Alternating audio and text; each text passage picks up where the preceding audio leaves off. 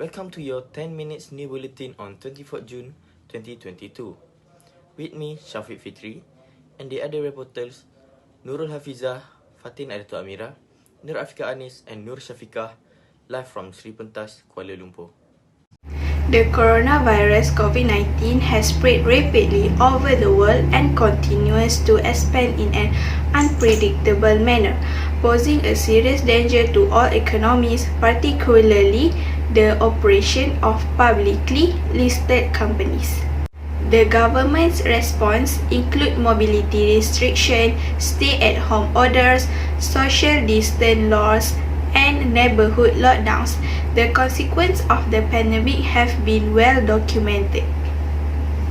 According to studies, the epidemic has harmed all businesses throughout the world, while some have been more severely affected than others. While some businesses, like as food stores, saw a rise in demand in the early weeks of the outbreak, others, such as hotels and airlines, saw a decline. Even now, at this early stage, the economic impact of the epidemic is being examined.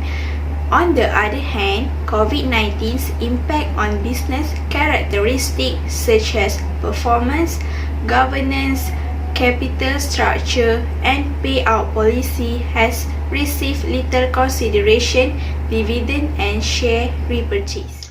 According to International Banking Amidst COVID-19, Resilience and Drivers article, authors state during the early months of the COVID-19 outbreak, this resilience was widespread.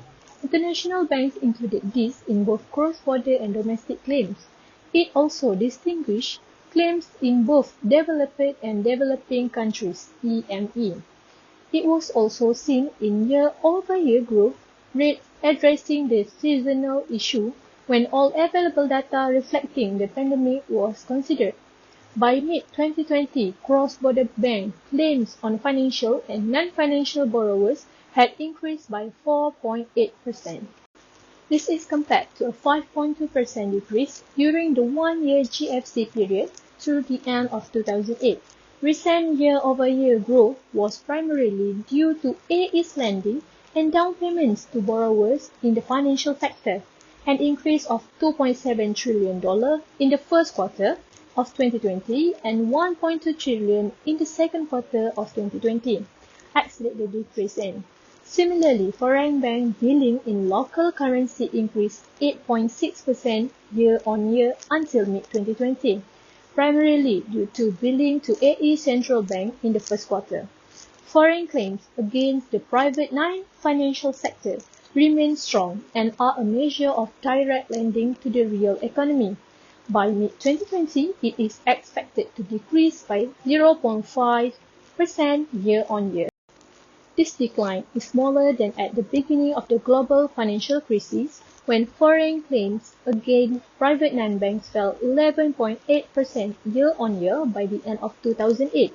This means that banks can be trusted as the first line of defense. It is different from the GFC period. Rapid policy action has helped to relieve economic stress in the early stage of the pandemic BIS 2020. The authors focus on increasing annual billing for two reasons. First, we need to distinguish between the particularly strong seasonal effects and the window effects at the end of the year.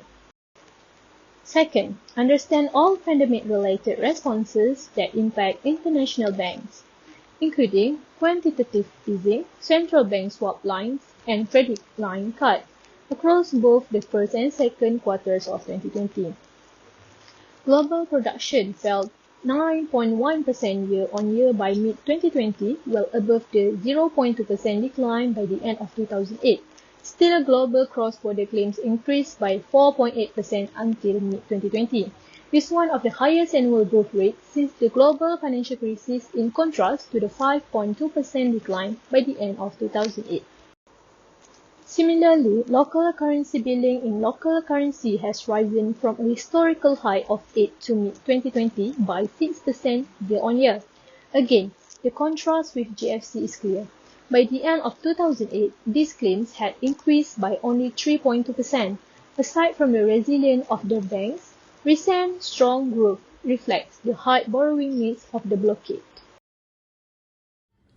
I will explain a second literature review article based on Asli Demirkan's Alvaro Pedraza and Claudia Ruiz-Ortega, measuring the market response to financial sector district policy initiative. How all around did the strategy set up when the emergency was, to say the least.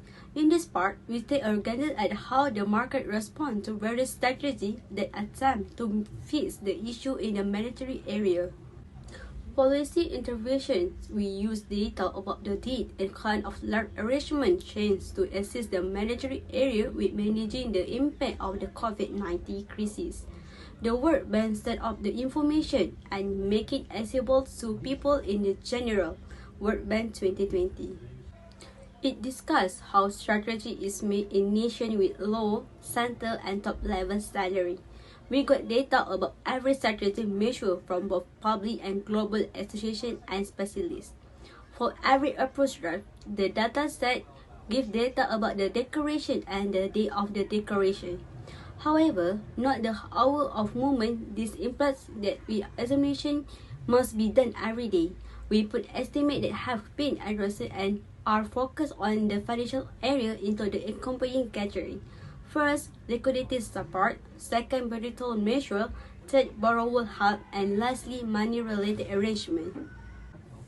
Firstly, liquidity support deal with the probability that there won't be adequate money, either because people should be safeguarded and need more permanent liquidity, or because they can't get cash. For example, loan sponsoring market have vanished. Besides, prudential measures like was incorporated, shortening the most significant alternative and the broad necessity. For example, changes to capital prerequisite, limit or restrictedness, obsession, advance to estimate population, least safe necessity, and the end of tension task. By dialing back the rate at which bank regulatory capital assets go down, this activity dials back the rate at which bank draw down their pass. In addition, borrower help incorporate ways of giving cash to organizations and families that have lost cash as a result of the long lockdown. This incorporate government responsibility ensure for new or existing discount funding, direct credit lines to key areas, state support for advance with no interest, and working capital funding that can be completely topped off. They are likewise planned to further develop stock insurance and make it simpler to change of terms of advance. Lastly, the monetary policy incorporates choices about loan costs like benchmark rate, repo rate, and so on. National Bank acquisition of government protection called quantitative easing and credit facilitating, which as a role imply purchases private obligation on optional business sector. Since customary and commodity money-related arrangement measures are unique, we further isolate this classification into the policy announcement and asset purchase. So, I will continue for explanation of topic. COVID-19 had the most impact particularly on other countries and our own country. The COVID-19 outbreak has caused numerous changes in the financial sector, including how they operate and implement new policy. As a result of the COVID-19 pandemic, many businesses suffered failure and they used this strategy to put off loan repayment. Firstly, let's look at how COVID-19 affected support for international banking performance liquidity. Globally, bank share value underperformed in relation to their local stock price and national non-financial industry following the huge collapse in global stock value that happened at the beginning of the COVID-19 pandemic. Because of the market risk they face, bank stock value are anticipated to decline during several economic downturn or in time of crisis. A decrease in the liquidity premium is correlated with enhancement of liquidity support. Secondly, enhancement of borrower assistance were associated with large increase in abnormal return of bank stock. Recognizing the severity of the shock, especially to small non-essential business that will be enabled to cover operating costs during extended lockdown. Many countries enhance their public liability guarantee program with government guarantee up to 90% of loan value. This initiative generate less fiscal costs in the short term while transferring the credit from bank to the government.